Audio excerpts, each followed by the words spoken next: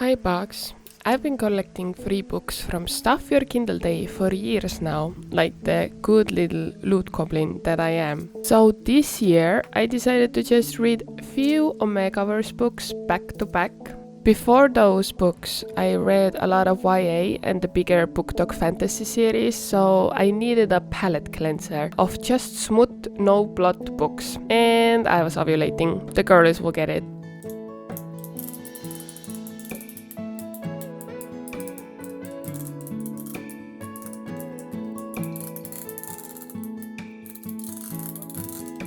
I got introduced to Omegaverse really early in my life, thank you Wattpad for that. I have never been an AO3 girly, hate me if you want. I don't read fanfic as much as I used to when I was a teenager. I still believe they are great works of fiction.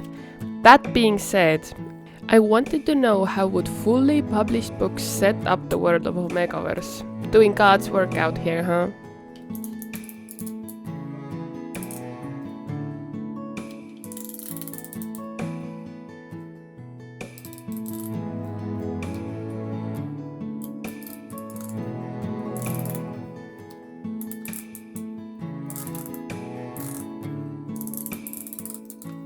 If you don't know what Omegaverse is, I fail to see how you've arrived to this video, but here is your last warning that this video will be handling topics like knotting and begging, among other sexual nature topics.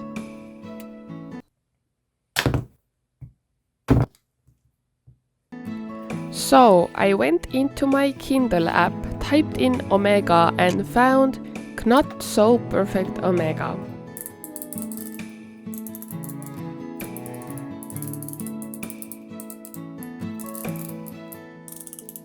And spoiler alert, I gave this book 5 stars and 5 on the spicy rating.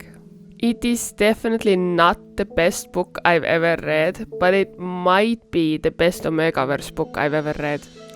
It follows Kayla, who is mistaken for her twin sister and gets entangled with a high-profile pack that plays, wait for it, Alpha Ball.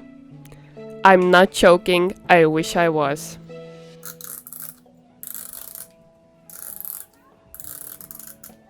This book is reverse harem, super fast burn and very steamy. It has knotting, duh, it's in the name, high heat and pegging, which I was not expecting but I'm not mad about. The characters were kind of fleshed out, which you don't really get in such books, and they had a lot of funny, cute and steamy moments. All around, super entertaining book that can be read as one and done, but has more books in the series if anyone is interested.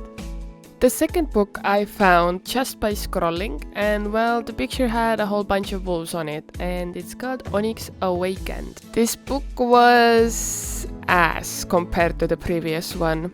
I was misled by the picture because one of the love interests is actually human. I know, right? How dare they?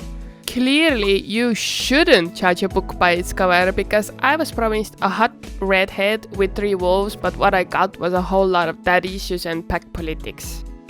It has a lot of the same stuff as the previous book, like reverse harem, fast burn, kinda steamy, minus the pegging part. It also has some really weird alpha toxicity between one of the wolves and the human dude, and yes, it can happen often in the Omegaverse books, but this was so immensely distracting that I was just pulling my hair out the entire time I was reading this book. As the other book was super quick with the world building and quickly pulled you into the thick of it, this was an actual snooze fest. This book was like a dull setup to a series, but it's a standalone, so I really don't know what's going on with that book. Well, I gave it 2 stars, 5 on the spicy rating. Don't read this book, it's a waste of time. I'm not joking, you little gremlins. I know that some of you want to read a book just because it's bad, but it's bad and it's not good bad. It's bad. Don't read it. Or do. Who am I to stop you? To sum it all up, I love Omegaverse, but I think our fanfic girlies do it better most of the time. And honestly, mad respect to all the fic writers whose first language is not English for breaking their bones, getting hit by cars and their houses burning down, but still being able to deliver such toe-curling fanfiction. Thank you for staying all the way to the end of the video, you freaky little, dirty little freaky bitches. Alrighty, deuces!